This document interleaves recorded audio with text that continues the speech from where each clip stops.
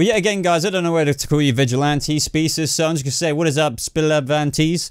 Welcome back to another video. That was a weird random intro. But no, really, I'm a little bit late with this, but there is some new other information that starts with the whole but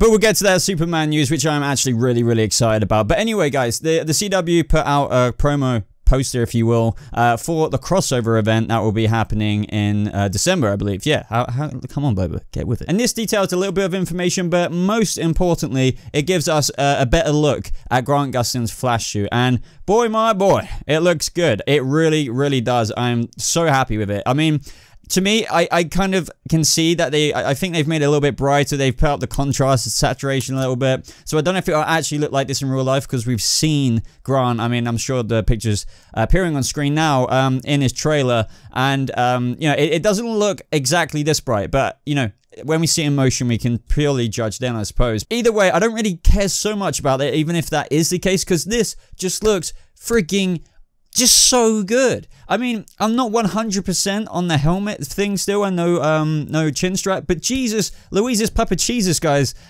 I'm not kidding. I honestly, the Flash is literally my second, or like on par with Batman as my favorite DC superhero of all time. This is just goddamn freaking eye candy.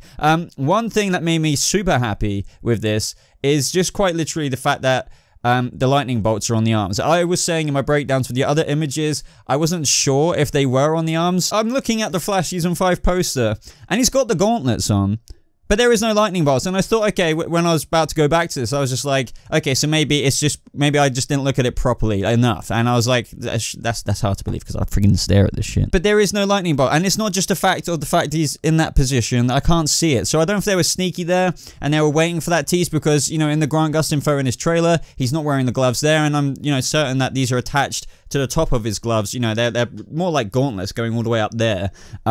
But yeah, regardless of this fact, I'm so freaking happy. And one thing I love about these lightning bolts, compared to the Season 4 one, that was one of my...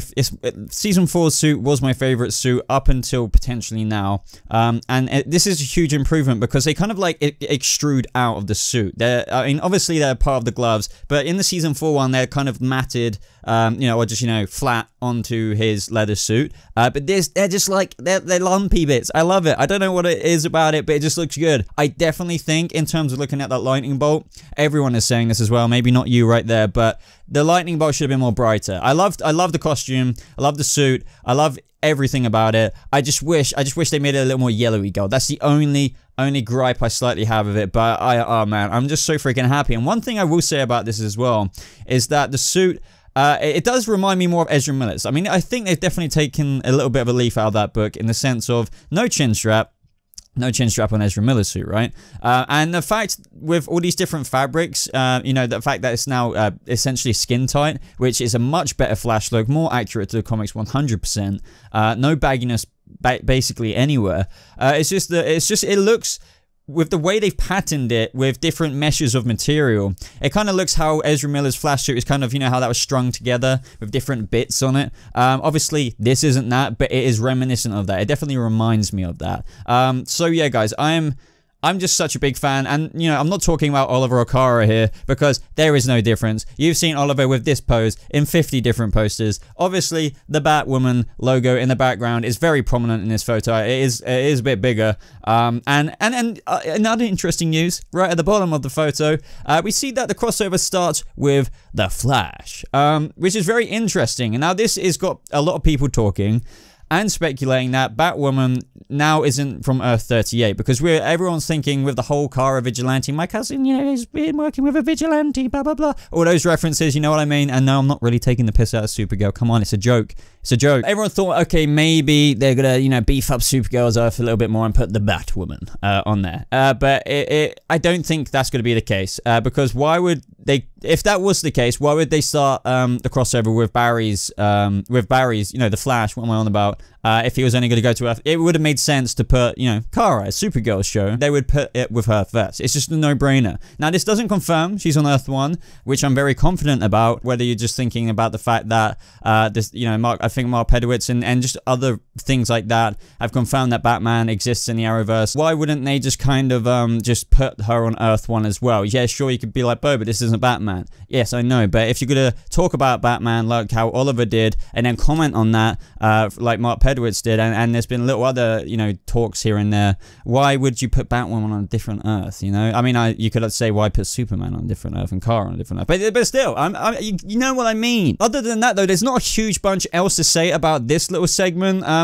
Going back to the suit again, just commenting on it a little bit more. It looks so freaking speedster-gasm in my freaking mind, the fact that there's lightning all over it. We get a nice little bit of look at how the ears point out a bit more, the golden ears. They're definitely redone a little bit as well. The helmet, it does look slightly bigger than the suit. I would definitely agree with the people who are saying that. Because it is a helmet, it will like come up like that. But I don't know, it's not a massive issue to me. Maybe it will if it bugs me more and when it's in motion. But I definitely think that it should 100%. I don't see why they couldn't do this. Put it as the same material as the suit. Maybe it is just a problem, but maybe they just can't do that with this material as well. It just doesn't really work in real life. That's why they, you know, they put the other suit on, blah, blah, blah, blah, blah. So if you can't do that even with maybe this material, what are you gonna do? Just put maybe spandex freaking flash cowl on your head? It might not work. Maybe they could do that, you know, put that like the previous cowl on like that and then put it under the suit, but still that wouldn't exactly, there'd be all kinds of issues with the facial skin tightness and how it's, you know, form-fitting and how it wouldn't be form-fitting. Another thing I just noticed last minute is that the lightning bolt seems to be like on the outside of the forearm, because on his right arm you can see it's not on the like inside bit. You can see like the edge of it going out on the outside of the forearm, so that's quite a cool feature. I like how it's not going all the way around. I kind of dig that. I would love to know your thoughts in the comments down below, but now it's motherfreaking time to go on to the Superman news. Superman is coming to the crossover. What? And I know some of you don't like Tyler's Superman, you weren't a massive fan of the suit or whatever, but the idea of, oh yeah, how could I forget Lois Lane's coming as well? Superman and Lois Lane coming to the crossover, and Superman's gonna be in every freaking episode.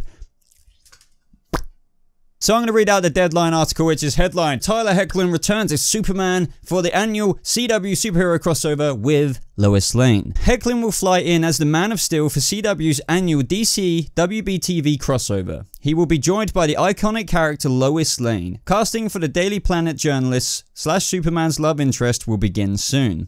We couldn't be more excited introducing Lois Lane to the Arrowverse. This dogged, determined, and brave reporter will make for a strong partner to Superman and amazing addition to our universe of DC characters. And then it just goes on to say how Tyler Hoechlin's Superman will be in each of the crossover episodes, which when I found out it's going to be in all of the episodes, I was like, what? So Superman is going to be in every freaking episode. This is going to be amazing. And then immediately I got thinking about what I was really excited about. And I was just like, oh my god, what's Barry going to be like with Superman? What is Oliver going to be like with Superman? Is it going to mirror that kind of Batman-esque, yes, I'm going there, kind of relationship with, you know, Superman, because we've seen him with Kara, and I don't know, everyone knows that Oliver Queen is the Arrowverse's, you know, Batman. Even though we're getting Batwoman now, we're going to be sure to get more information on Batman and what the heck happened to him, why Gotham needs a savior now more than ever. So that's going to be super duper interesting. I can't wait to find out more about that. But going back to Superman, what can we expect with this? I mean, I would love to see Barry